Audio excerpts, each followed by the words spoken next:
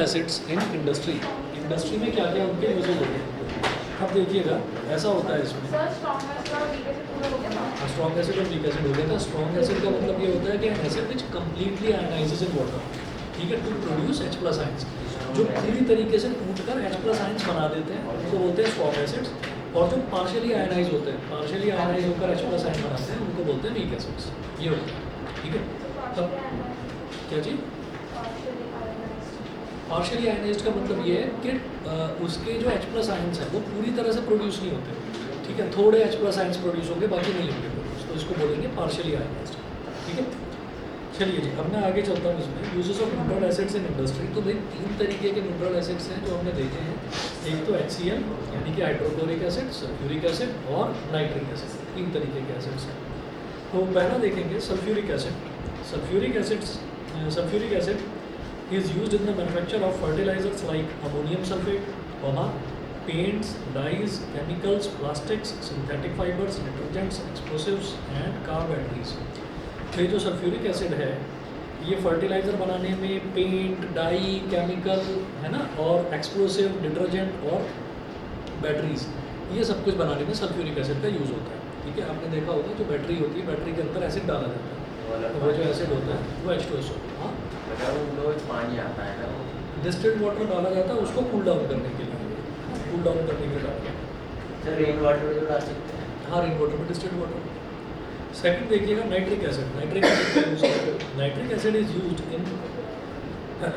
Used for making fertilisers like ammonium nitrate, explosives like TNT मतलब trinitrotoluene, dyes and plastics. तो explosive होता है ये, try नाइट्रोटोल्यूइन क्या होता है, जो बम वो वाला जिससे पहाड़ों को तोड़ा जाता है, पहाड़ों को तोड़कर काट कर बीच में से रास्ता बनाया जाता है। नहीं सर, वो पहले ड्रिल जो करते हैं पहाड़ में, वो जो है ना, वो उसके लिए स्पेस बनाने के लिए करा जाता है कि एक स्पेस बना दिया जाएगा, उसके अंदर RDX महंगा हो गया और पुराना है ना, अब तो TNT यूज़ करा जाता है, लिक्विड फॉर्म में होता है, उसको उसके अंदर डालते हैं, बर्स्ट हो जाता है, बर्स्ट होकर जो भी पत्थर लोहा हुआ जो भी सब तोड़ देता है। तो नाइट्रिक एसिड इन चीज़ों में यूज़ होता है। उसके बाद है तीसरा hydrochloric acid. Hydrochloric acid is used for removing oxide film from steel objects before they are galvanised. Oxide film from steel objects, तो स्टील के जो ऑब्जेक्ट्स हैं उन पर मान लीजिए ऑक्साइड डिपॉजिट हो गया। स्टील के ऑब्जेक्ट कहाँ पर आते हैं, जैसे हमने कहा बड़ी बड़ी फैक्ट्रीज़ हैं, बड़ी बड़ी फैक्ट्रीज़ की बड़ी बड़ी चिमनीज़ हैं, फर्नेसेस हैं, तो उसमें से जो धुआं निकलता है या किसी में वाटर निकलने की जगह है, तो जब आप ये देखिएगा कि किसी जगह से लगातार धुआं निकल रहा है, फॉर एग्जांपल कार का एग्जॉस्ट पाइप हो गया जिसमें से धुआं निकलता है, तो जब लगातार उसमें से धुआं निकलता है तो वो धीरे धीरे गैल्वेनाइज होने लगता है, यानी कि गलने लगता है। तो जब वो गलने लगता है तो उसकी सफाई करने के लिए उसको हाइड्रोक्लोरिक एसिड से साफ़ कर दिया जाता है, तो उस पर जितने भी स्केलिंग डिपॉजिट्स, जितने भी निशान पड़े हैं उस पर वो सारे निशान साफ हो जाते हैं, ठीक है ना। तो अगर कोई भी ऐसी चीज़ होती है, कोई मशीनरी होती है, मशीनरी का कोई भी पाइप अगर क्लीन करना होता है, वहाँ पर स्कॉच ब्राइट और विम लेकर नहीं बैठते कि अपना लगा रहे हैं उसको बर्तनों की तरह मांज रहे हैं, ऐसे नहीं।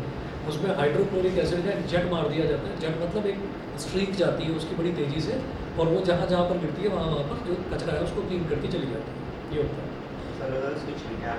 हाँ, छींटे आ गई तो फिर नुकसान होगा, जल जाएगा वहाँ से, स्किन जल जाएगी। हाँ, बहुत ध्यान से करा जाता है। And for removing scale deposits from inside the boilers, तो बॉयलर्स के अंदर से भी जो स्केल डिपॉजिट्स होते हैं उनको रिमूव करने के काम आता है। It is also use in dye stuffs, textile, food and leather industries. तो डाइज बनाने में, टेक्सटाइल इंडस्ट्री में, लेदर इंडस्ट्री में, इन सब जगह पर भी ये हाइड्रोक्लोरिक एसिड काम होता है, ठीक है। उसके बाद देखिएगा, अब मैं एक क्वेश्चन करूँगा। नेक्स्ट क्वेश्चन है, equal lengths of magnesium ribbons are taken in test tubes A and B। तो हमारे पास 2 टेस्ट ट्यूब हैं, एक है टेस्ट ट्यूब A और एक है टेस्ट ट्यूब B। तो टेस्ट ट्यूब A और B में हमने इक्वल रिबन्स ले लिए। रिबन्स मतलब आप ये समझिए कि ऐसा होता है, रिबन का मतलब वो नहीं है कि वो जो लंबा सा रिबन होता है, वो नहीं है।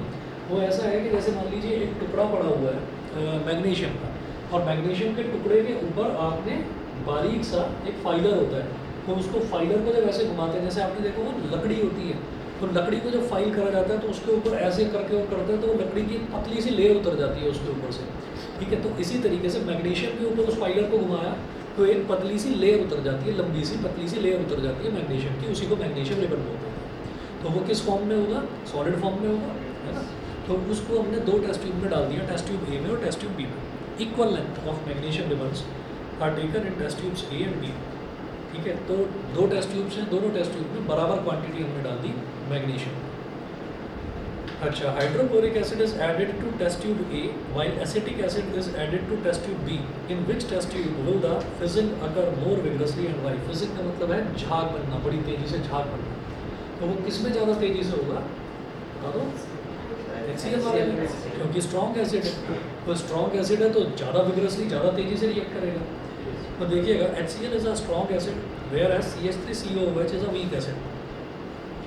Being a strong acid, the HCl solution contains a much greater amount of hydrogen ions in it, due to which the fizzing will occur more vigorously in test tube A containing HCl. तो इस वजह से, क्योंकि वो strong acid है, इस वजह से टेस्ट ट्यूब ए में जो फिजिंग है वो ज़्यादा विग्रसली, ज़्यादा तेज़ी से होगा। क्लियर है, ठीक है। चलिए जी, इसके बाद नेक्स्ट टॉपिक है हमारा बेसिस। अब हम बेसिस की प्रॉपर्टीज़ करेंगे। तो जो बेसिस है पेज नंबर 18 पर, कैडमियम हो गया, कैडमियम, कैडमियम कैडमियम, कैडमियम और लेड और मरकरी। सर ये पानी को कैसे वो कर सकते हैं, मतलब एक्चुअली ये जो है ना, ये जो एलिमेंट्स हैं, ये एलिमेंट्स बहुत कम रिएक्टिव होते हैं, तो इनके रिएक्शंस है ही नहीं हमारे सिलेबस में, करना ही नहीं। ठीक है ना, तो कैडमियम हो गया, लेड हो गया, मरकरी हो गया, छोड़ दो इसको। हम पूरा ये देखेंगे, मरकरी का एक रिएक्शन मिलेगा, बस सिर्फ एक रिएक्शन मिलेगा मेटल्स एंड नॉन मेटल्स में। बाकी कहीं पर कैडमियम की भी ज़रूरत नहीं है, लेड की भी ज़रूरत नहीं है।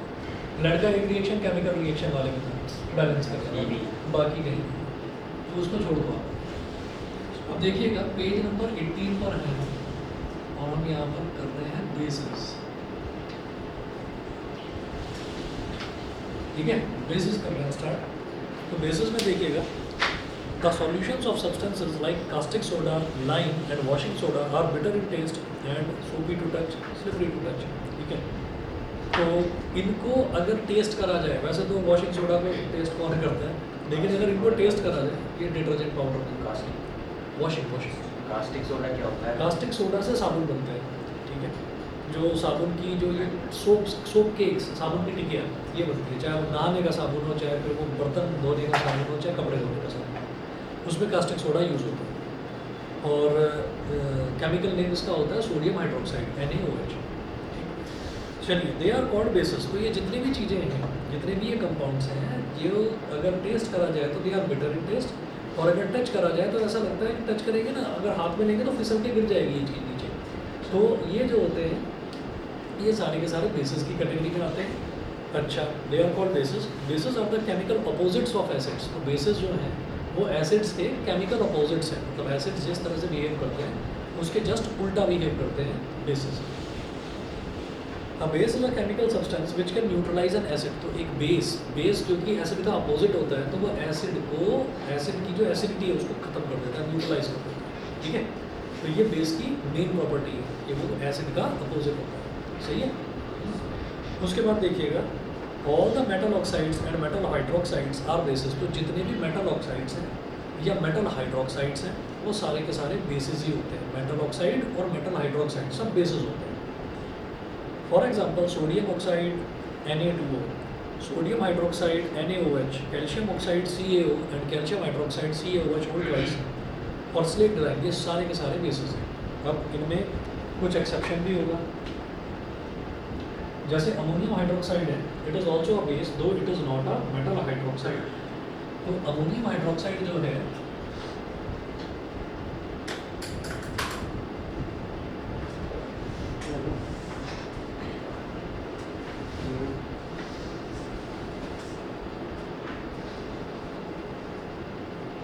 ये होता है NH4OH। ठीक है, तो ये भी एक हाइड्रोक्साइड है, लेकिन ये मेटल हाइड्रोक्साइड नहीं है, मेटल हाइड्रोक्साइड नहीं है, उसके बावजूद भी बेस है। तो हमने ये कहा ना कि जितने भी मेटल हाइड्रोक्साइड हैं वो सारे के सारे बेसिस ही होते हैं। ये हाइड्रोक्साइड तो मेटल हाइड्रोक्साइड नहीं है, लेकिन उसके बावजूद भी बेस है। तो केमिस्ट्री में जहाँ पर भी हम देखेंगे कि किसी एक रूल को पढ़ते हैं तो उसका एक्सेप्शन कहीं ना कहीं तैयार हमको मिलता है। एक्सेप्शंस बहुत मिलते हैं केमिस्ट्री। तो ये एक एक्सेप्शन था बेसिस का। उसके बाद, अच्छा, ये तो समझ गया ना कि ये मेटल हाइड्रोक्साइड क्यों नहीं है। देखिए, मेटल में क्या होता है, जैसे हम ये कहेंगे कि NH4 ये होता है अमोनियम आयन। अमोनियम आयन की वैलेंसी कितनी होती है 1+। और ये जो हाइड्रोक्साइड है OH, इसकी वैलेंसी होती है 1-। इसका 1 इसके साथ, इसका 1 इसके साथ, ये NH4 OH बन जाएगा। तो ऐसा है कि ये कैटायन तो है लेकिन ये मेटल नहीं है। कैटायन तो है लेकिन ये मेटल नहीं है। तो मेटल बनने के लिए क्या होना चाहिए, एक सिंगल एलिमेंट होना चाहिए, जैसे आयरन Fe, बस एक सिंगल एलिमेंट, ठीक है। या कैल्शियम Ca, सिर्फ एक सिंगल एलिमेंट है। या कॉपर, सिर्फ एक सिंगल एलिमेंट है। तो सिंगल एलिमेंट जहाँ पर भी इलेक्ट्रॉन्स डोनेट करता है, यानी कि कैटायन बनाता है, उसको हम मेटल की कैटेगरी में डाल देते हैं। यहाँ पर क्या है, यहाँ पर ये कॉम्प्लेक्स आयन है, यानी कि नाइट्रोजन और हाइड्रोजन से मिलकर ये कैटायन बना है, ठीक है। तो हालांकि ये भी इलेक्ट्रॉन डोनर है, 1+ है इसकी वैलेंसी, ये भी इलेक्ट्रॉन डोनर है, लेकिन उसके बावजूद भी ये मेटल की कैटेगरी में नहीं है। समझ गए? यहाँ तक क्लियर है? ठीक है, चलिए जी आगे चलता हूँ फिर। सर तो जैसे ऐसे अगर गिर गया फिर हाथ पे तो उससे कोई मैटर नहीं है। एसिड अगर हाथ पर गिर गया तो बेस अगर हमारे पास है तो हम बेस पर तुरंत डाल देंगे, बेस रब कर देंगे तो एसिड का, हाँ बेकिंग सोडा डाल सकते हैं। और हम बेकिंग सोडा होगा आपका सोडियम हाइड्रोजन कार्बोनेट, ये तो होता है बेकिंग सोडा, ठीक है। और या फिर आप उस पर सोडियम हाइड्रोक्साइड डाल सकते हैं। सोडियम हाइड्रोक्साइड अगर नहीं है तो जो ज़्यादा सोडियम हाइड्रोक्साइड किस में मिलता है, कपड़े धोने के साबुन में और बर्तन धोने के साबुन में। अगर नहीं है तो फटाफट से उसको साबुन को मैश करो और साबुन को लगा दो, तो उससे जो है एसिड का असर खत्म हो जाएगा, ठीक है। लेकिन जब कभी एक्सीडेंट हो तभी करना है ये काम, ये नहीं कि मैं पहले एसिड डालूंगा फिर उसको करके देखूँगा, पता चला हाथ ही जला लिया ज़बरदस्ती। हाँ जी, इनो जो है, इनो में मैग्नीशियम हाइड्रोक्साइड क्योंकि एसिडिटी को शांत करता है ना, वो हाँ तो बेस होगा, बेस में। हालांकि मेरे को ये नहीं पता कि इनो के अंदर एक्चुअल इंग्रेडिएंट क्या है, आज देखूंगा तो उसके अंदर एक्चुअली होता क्या है। हाँ टूथपेस्ट में बेस होगा। वो फालतू की बात है, वो लोग कह देते हैं ना कि इस टूथपेस्ट में नमक है, वो एक ऐड आता था ना, है ना, वो वैसी बात है कि उसके अंदर जैसे मतलब कि सॉल्ट ऐड कर रखा हो।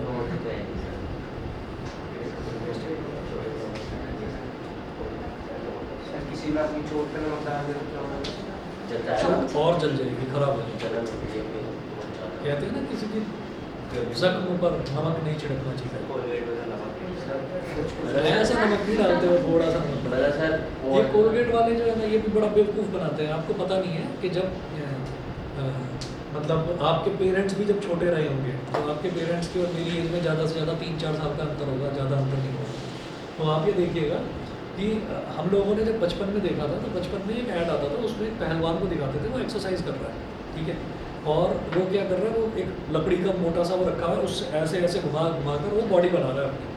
फिर उसके पता नहीं पापा या उसका कोई भाई आ जाता है और वो देखता है कि वो उसने पहले एक्सरसाइज करी, एक्सरसाइज करने के बाद में ऐसे ऐसे दांत साफ कर रहा है, ठीक है। और किससे दांत साफ कर रहा है, हाथ में काला काला कुछ ले रखा है, उसमें उंगली लगा रहा है और उससे दांत साफ कर रहा है, तो दांत उसके काले काले होते जा रहे हैं।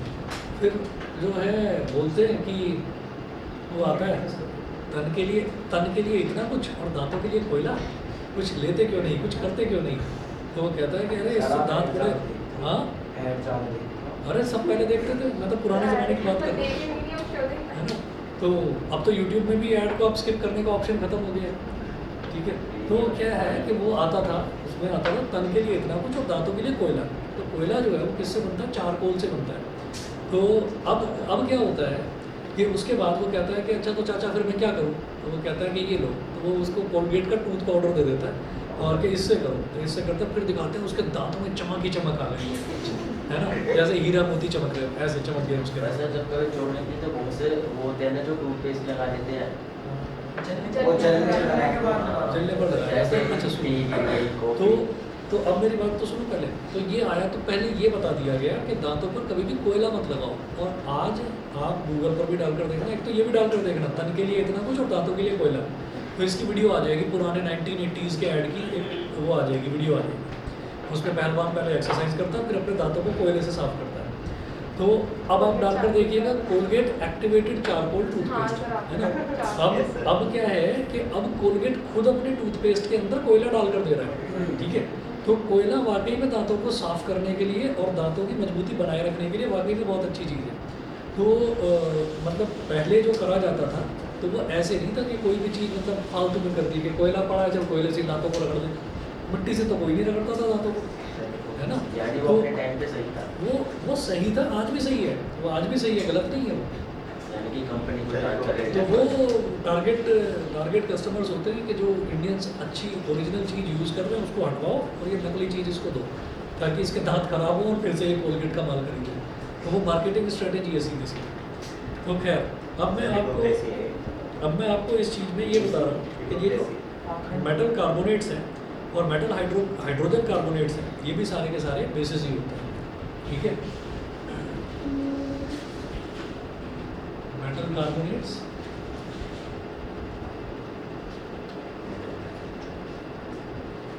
And metal hydrogen carbonates.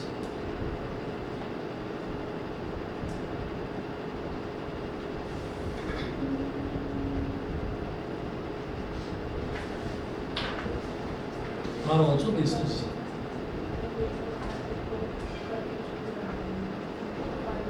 ये भी सब बेसिस की ही कैटेगरी। मतलब सर जो बेस है वो एसिड से मतलब इतना वो नहीं है। एसिड के ठीक अपोजिट है। एसिड के खतरनाक नहीं है, इससे मतलब कोई हाँ, वो नहीं इससे होगा।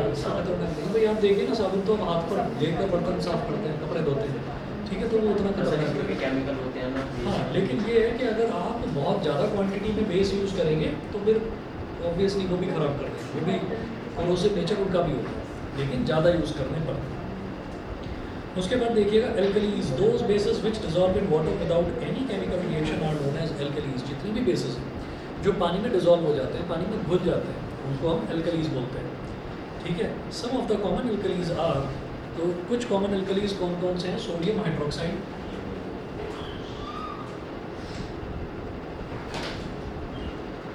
some common alkalis are sodium hydroxide,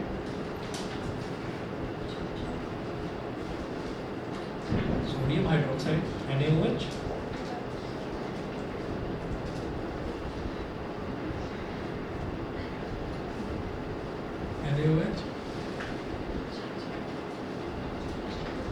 potassium hydroxide,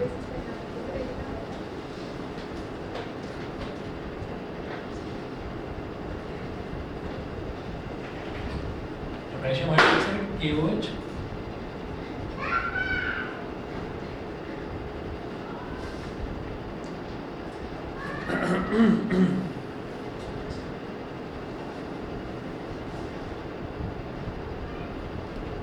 ठीक भाई, आवाज़ आ रही है मेरी?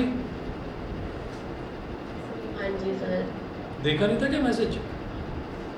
सर एक्चुअली मेरा नेटवर्क बहुत ज़्यादा खराब दिखाना था अभी, तो इसलिए अभी ज्वाइन हुआ। अच्छा, पोटेशियम हाइड्रोक्साइड KOH, फिर है calcium hydroxide,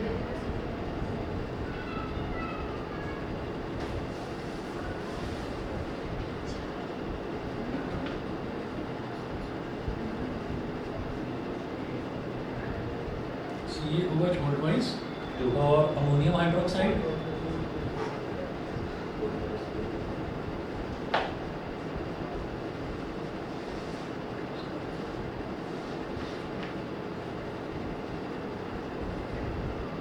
NH4OH, magnesium hydroxide,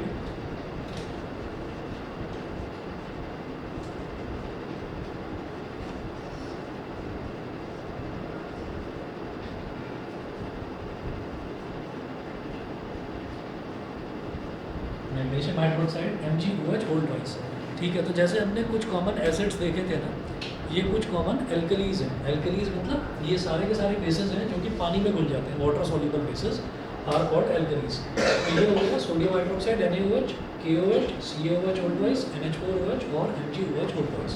इनके रिएक्शंस में ज़्यादातर हम यही देखेंगे। तो अब आप ये देखिएगा, अब मैं आता हूँ प्रॉपर्टीज़ ऑफ बेसिस पर। तो बेसिस की प्रॉपर्टीज़ देखिएगा, बेसिस की प्रॉपर्टीज़ क्या क्या है। बेसिस की जो प्रॉपर्टीज़ हैं, सबसे पहली प्रॉपर्टी बिल्कुल जैसे एसिड में पहली प्रॉपर्टी क्या थी, उसका टेस्ट कैसा है, जिसका टेस्ट कैसा है, कड़वा है, बिटर टेस्ट। दूसरा, बेसिस फील सोपी टू टच, ठीक है, बेसिस फील सोपी टू टच। वहाँ पर एसिड फील सोपी टू टच वाला था ही नहीं, तो एसिड को टच वच करने का था ही नहीं। तो यहाँ तीसरा आ गया, bases turn red litmus to blue, तो वहाँ पर ब्लू टू रेड था, यहाँ पर हो गया रेड टू, हाँ, क्रोसिव था।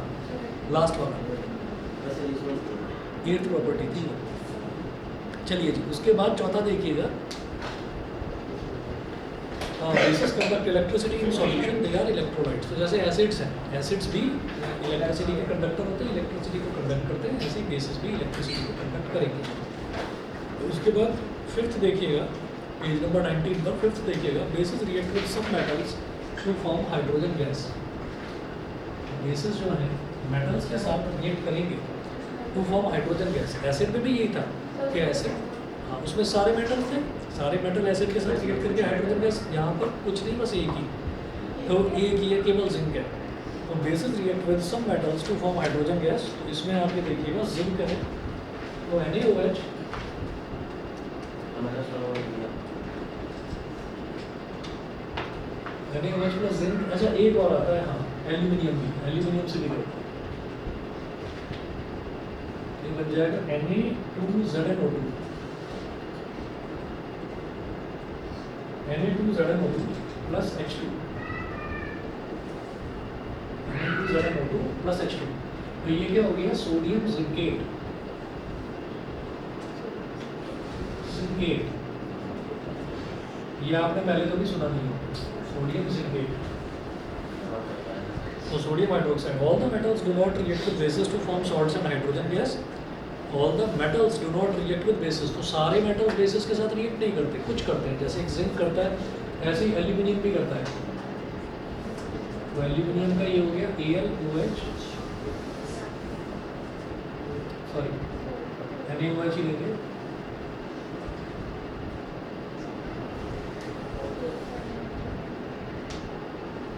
यहाँ पर भी Na2AlO2,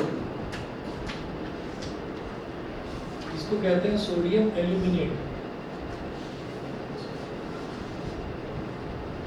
हालांकि बहुत ज़्यादा इंपॉर्टेंट रिएक्शन नहीं है, इस वजह से हम दे ही रखते हैं। तो आपके पास रिएक्शन तो यही है, क्या करते हैं, बस इतना है कि जैसे एल्यूमिनियम के जिंक के साथ रिएक्शन होता है, ऐसे एल्यूमिनियम के साथ भी होता है, ठीक है, पूछा नहीं जाता, important. We can show the formation of hydrogen gas in the reaction of sodium hydroxide with zinc metal by doing similar experiment as we have done in the case of acids। तो acid वाले case में जैसे हमने करा था, वैसे ही हम यहाँ पर भी कर सकते हैं। हमने क्या करा था वहाँ पर, हमने जिंक के ग्रैन्यूल्स ले लिए थे एक टेस्ट ट्यूब में, उसमें हमने H2SO4 डाला था। H2SO4 वाली जो टेस्ट ट्यूब थी, उस टेस्ट ट्यूब में हमने ऊपर एक रबर कॉर्क लगा दिया था। रबर कॉर्क में हमने एक बारीक सा होल छोड़ दिया था, उस होल में से हमने एक डिस्चार्ज ट्यूब को निकाला, उस डिस्चार्ज ट्यूब को एक ट्रफ में डाला जिसके अंदर सोप सॉल्यूशन है, और फिर जब उसमें से गैस निकलती है, हाइड्रोजन गैस, तो वो सोप सॉल्यूशन में मिक्स होकर क्या बनाती है, वो सोप के बबल्स बना देती है। और वो जब बबल्स बनते हैं तो उन बबल्स के अंदर हाइड्रोजन गैस फिल्डअप होती है, ठीक है। और उसका पता कैसे चलता है कि बर्निंग कैंडल अगर उसके पास लाते हैं तो दे बर्न द पॉप साउंड, ठीक है, पॉप साउंड के साथ दे बर्न, ये होता है। तो बिल्कुल वैसा ही एक्सपेरिमेंट यहाँ भी करा जा सकता है, क्योंकि यहाँ पर भी हाइड्रोजन गैस प्रोड्यूस होती है।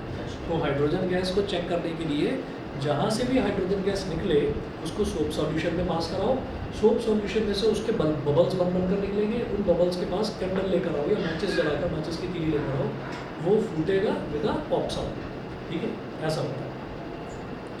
उसके बाद छठा रिएक्शन देखिए, ये समझाने की जरूरत नहीं है, ये आप कर चुके हैं एसिड्स में, उल्टा है उसका, वही सेम है।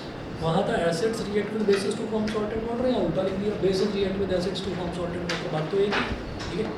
तो ये वही रिएक्शन है कि NaOH का H2SO4 के साथ रिएक्शन कराया तो Na2SO4 प्लस H2O बन गया, ठीक है। यहाँ पर नीचे हमने ये दे रखा है, पेज नंबर 19 पर बिल्कुल नीचे देखिएगा, when an acid and a base combine then the real neutralization reaction occurs due to the combination of hydrogen ions present in acid and hydroxide ions present in base to form water। तो H plus और OH minus जब ये जुड़ता है तो HOH यानी कि H2O बन जाता है, वाटर बन जाता है। ये हम पहले भी देख चुके हैं। अगला देखते हैं 20वें पेज पर आ जाइए। तो ये प्रॉपर्टी नंबर 7 है, bases react with non metal oxides to form salt and water. तो बेसिस जो है वो नॉन मेटल ऑक्साइड्स के साथ जब रिएक्ट करेंगे तो हमने जब ये देखा कि मेटल ऑक्साइड जो है मेटल ऑक्साइड जो है वो बेस की तरह काम करेगा, तो नॉन मेटल ऑक्साइड तो एसिड की तरह करेगा ना फिर काम। तो नॉन मेटल ऑक्साइड हमने एक एग्जांपल के तौर पर ले लिया CO2। तो non metal oxide plus base 7th property है,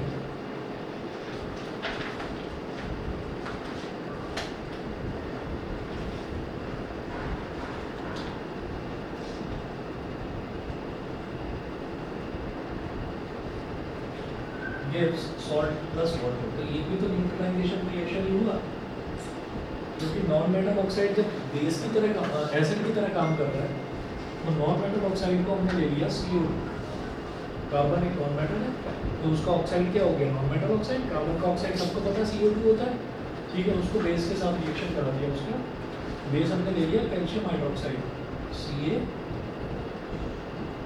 होगा छोड़ ट्वाइस। बताइए डिस्प्लेसमेंट होगा, डबल डिस्प्लेसमेंट होगा, क्या होगा? डिस्प्लेसमेंट कैसे हो जाएगा? डिस्प्लेसमेंट डबल डिस्प्लेसमेंट भी कैसे हो जाएगा, बताओ। अब आप ये बताइए कि जब इसको तोड़ेंगे हम तो एनर्जी क्या बन जाएगी, Ca प्लस OH1 माइनस। तो एटलीस्ट यहाँ पर कैटायन तो होना चाहिए, यहाँ पर कैटायन तो होना चाहिए तभी तो, क्योंकि कार्बन कैटायन थोड़ी बनाता है, कोई कार्बन कैटायन थोड़ी बनाता है, नॉन मेटल है वो तो। ऐसी ऑक्सीजन है वो एनायन बनाएगा, तो अगर ये कैटायन होता तब ये इसके एनायन के साथ जाता, ठीक है, और ये कैटायन जो है ये इस एनायन के साथ चला जाता। ये कैटायन है और ये तो ये ऑक्सीजन का तो हो गया 2 माइनस, और कार्बन का होता है वैलेंसी 4, कार्बन की वैलेंसी 4 होती है, तो लेकिन ये कैटायन तो नहीं है, ये तो कोवैलेंसी है, ना कैटायन है ना एनायन है, नॉन मेटल है। तो नॉन मेटल कभी भी एनायन के साथ में नहीं जुड़ेगा, तो डबल डिस्प्लेसमेंट भी नहीं है। फिर क्या होगा? अच्छा, ये रिएक्शन ऐसा नहीं है कि आपको ऐसा अजीब अजीब से चेहरे बना रहे हो सारे के सारे। ये रिएक्शन देखा नहीं है कि आप लोगों ने COH छोड़ क्या होता है, CaCO3, तो कॉम्बिनेशन है ना, कैल्शियम कार्बोनेट है। जब भी कभी हम कैल्शियम हाइड्रोक्साइड में कार्बन डाइऑक्साइड फूंक मारते हैं, एक बार फूंक मारते हैं तो कैल्शियम कार्बोनेट बनता है। क्या है ये? Crushed eggshells, limestone, marble, chalk, ठीक है ना, तो ये वही तो है। तो अब आप ये देखिएगा कि यहाँ पर हमारे पास कैल्शियम कार्बोनेट बन गया, साथ में H2O बन जाएगा। H2O होता है बाई प्रोडक्ट, ठीक है, तो ये कॉम्बिनेशन रिएक्शन है, डिस्प्लेसमेंट और डबल डिस्प्लेसमेंट नहीं है। उसके बाद है what do all the basis have in common, ठीक है, तो जैसे एसिड्स में H+ आयन कॉमनली मिलते हैं, ऐसे ही बेसिस में मिलेंगे आपको हाइड्रोक्साइड आयन, ठीक है। 1 मिनट वेट करिए, अभी आ रहा है।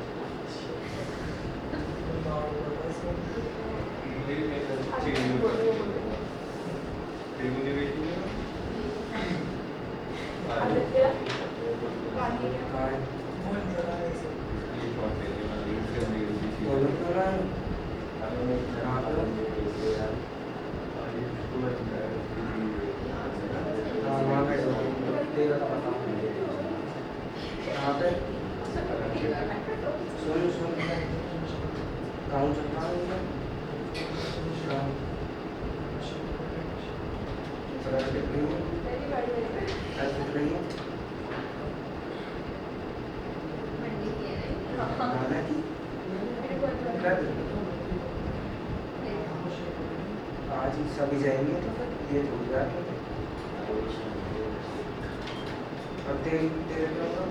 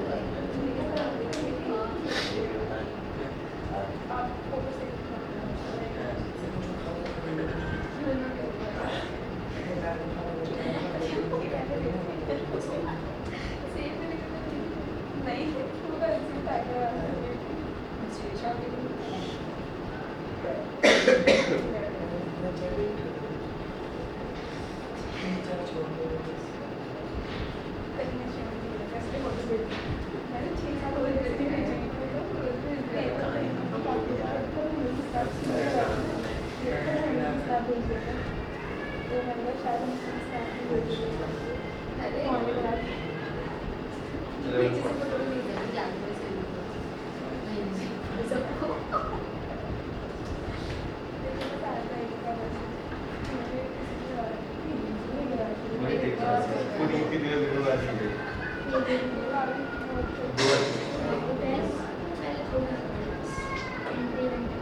बट मजा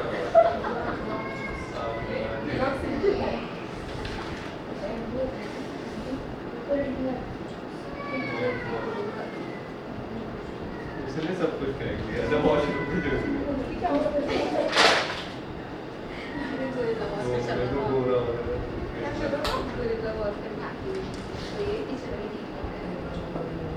भाई बिग बॉस खेला था ओटीटी जियो सिनेमा डाउनलोड किया पहले के दो बस एक ने तो पहले के दो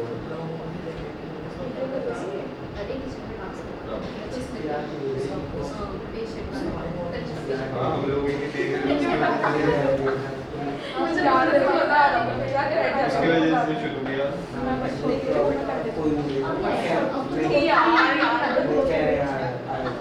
आएगा भाई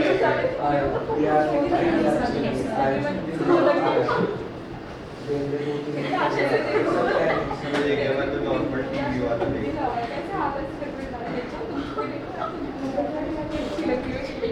बिग बॉस के बाद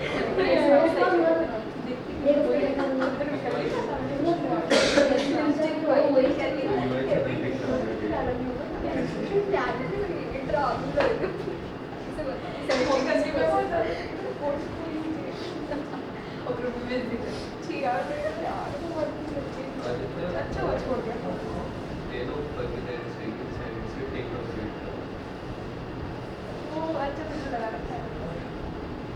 बता मैं भी साइड से बना रहा हूँ 2 3 4 5 टेक ऑफ तुम गांधी जी के बंद हो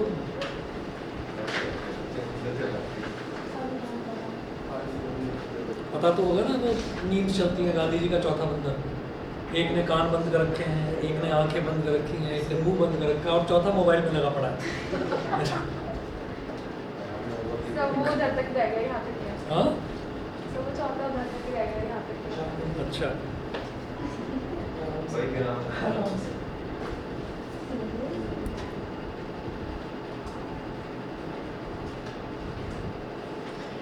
अच्छा जी अब देखिएगा what do all the basis have in common तो सारे बेसिस में कॉमन क्या होता है हमने ये देखा जैसे सारे के सारे एसिड्स में कॉमनली इनको क्या मिलता है H+ आयन मिलता है ऐसे ही सारे बेसिस में कॉमनली OH- आयन मिलेगा हाइड्रोक्साइड आयन तो when a base is dissolved in water it always produces hydroxide ion so a base is a substance which dissolves in water to produce hydroxide ion in solution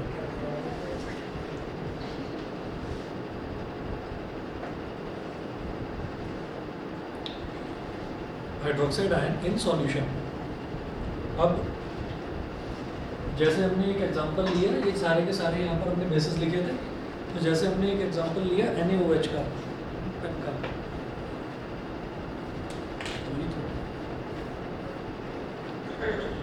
जैसे NaOH है तो NaOH जो है ये solid form में था अब इसको हमने वाटर में डिसॉल्व कर दिया तो किसी भी चीज़ को वाटर में डिसॉल्व करने का मतलब है कि हम उसका हाइड्रोलिसिस कर रहे हैं तो हमने NaH को वाटर में डिसॉल्व कर दिया तो हमारे पास क्या आ गया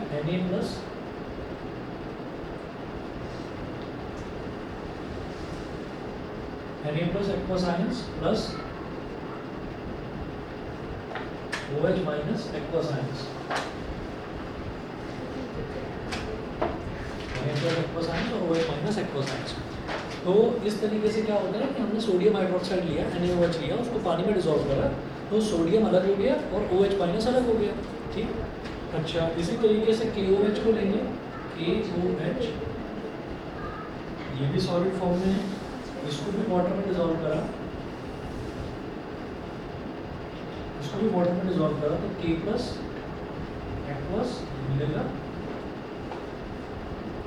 OH माइनस एक्वस ये मिलेगा ठीक है, फिर थर्ड है MgOH whole twice. MgOH whole twice, ये भी सॉलिड फॉर्म में है।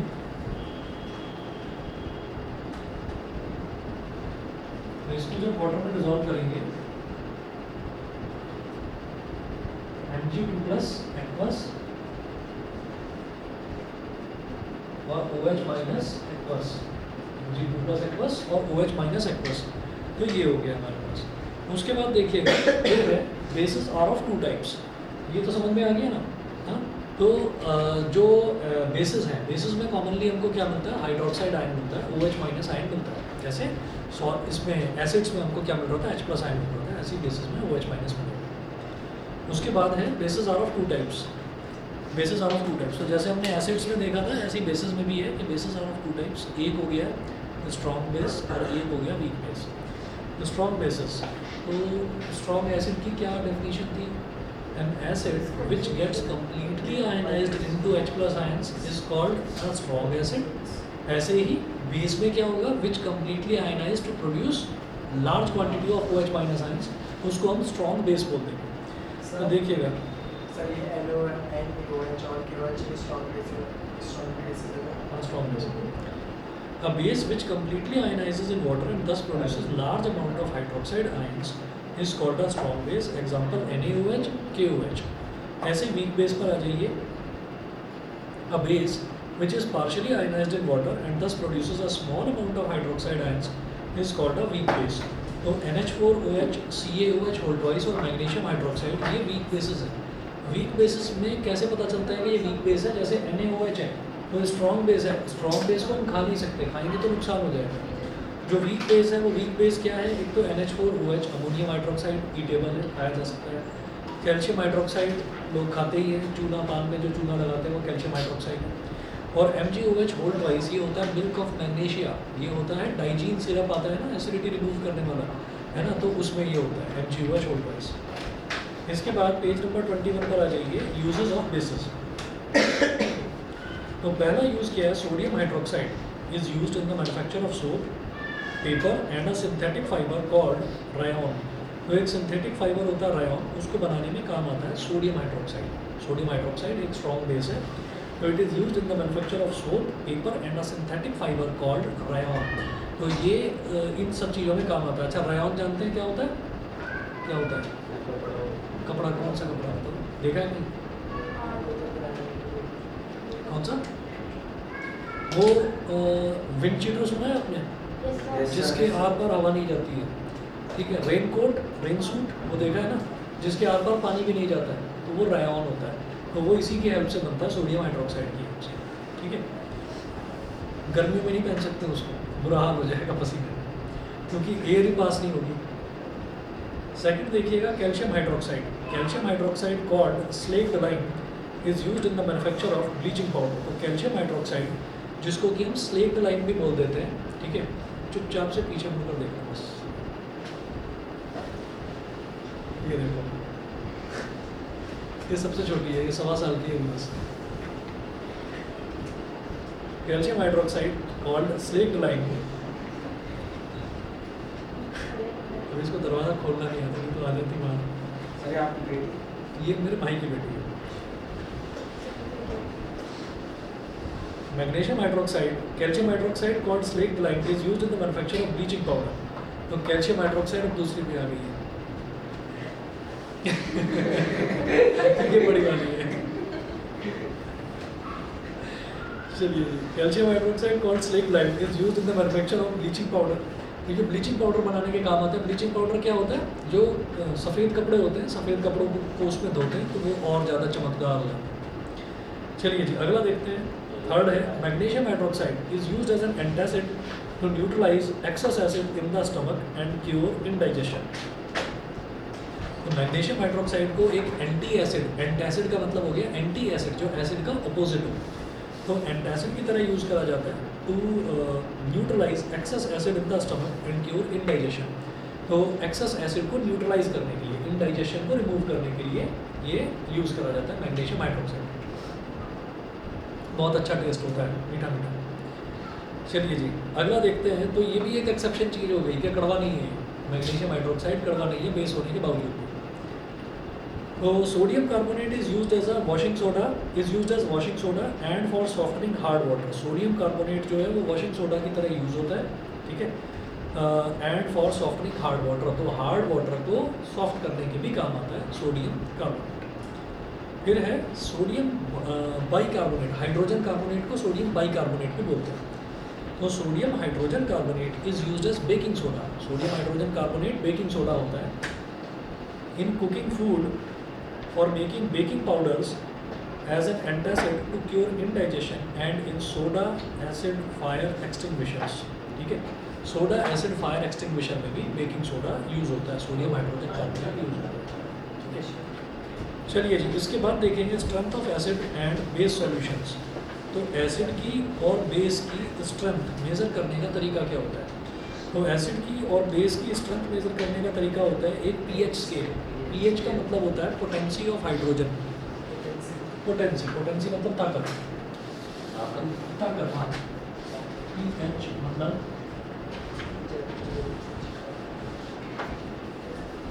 पोटेंसी ऑफ हाइड्रोजन,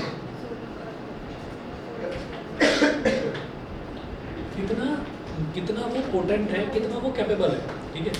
अब देखिएगा यहाँ पर है the strength of an acid और a base is measured on a scale of numbers called the pH scale. The pH scale has values from 0 to 14। तो जो पीएच स्केल है, पीएच स्केल की वैल्यू होती है 0 से 14 तक, ठीक है। अच्छा, अब ये जो पीएच स्केल है ये कैसा होता है ये देखिएगा।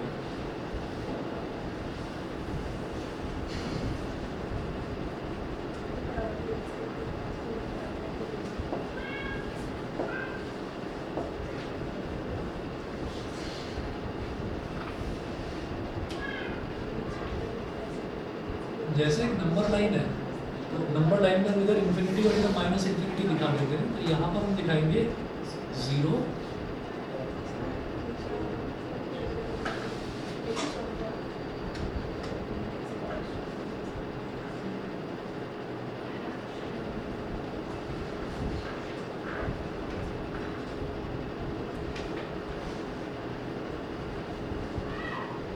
ठीक।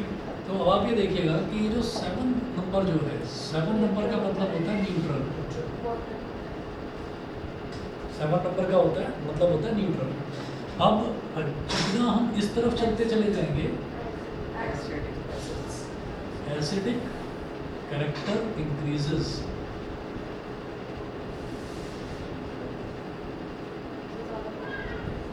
और जितना हम 7 से 14 की तरफ जाएंगे, बेसिक कैरेक्टर इंक्रीजेस।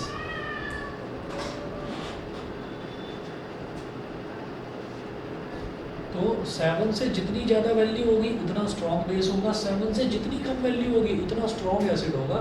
मतलब अगर किसी का पीएच 0 है ना, तो समझ जाइएगा कि वो बहुत ज़्यादा स्ट्रॉन्ग एसिड है, ठीक है। किसी का पीएच अगर 14 है, 13 है, 12 है, तो आप समझ जाइए बहुत स्ट्रॉन्ग बेस है।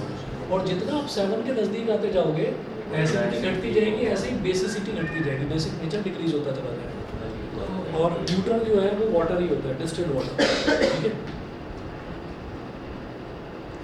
तो neutral substances have a pH of exactly 7। Pure water is a neutral substance, it is neither acidic nor basic, so the pH of pure water is 7।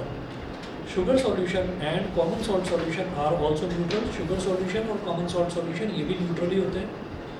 फिर है एसिड्स और acidic solutions have a pH of less than 7। Acid या acidic solutions इनका जो pH है वो 7 से कम होता है, ठीक है, less than 7। Whenever a solution has a pH of less than 7, it will be an acidic solution. More acidic a solution is, the lower will be its pH. जितना ज़्यादा कोई भी चीज़ एसिडिक होगी उतना ही कम उसका pH होगा। थर्ड है basis और basic solutions have a pH of more than 7। तो जितने भी बेसिस होते हैं उनका pH 11 से ज़्यादा होता है। Whenever a solution has a pH of more than 7, it will be a basic solution or alkaline solution. For example, a solution having a pH of 11 will be basic in nature or it will be a base. The more basic a solution is, the higher will be its pH, ठीक है। इतना करिए, बाकी कल कराते हैं फिर। Universal indicator वाला जो है एसिड्स और बेसिस तो आपका कंप्लीट हो गया, ठीक है। अब आगे जो आपका पोर्शन बचा हुआ है वो सॉल्ट्स वाला पोर्शन बचा हुआ है, ठीक है, वो नेक्स्ट क्लास में कराएंगे।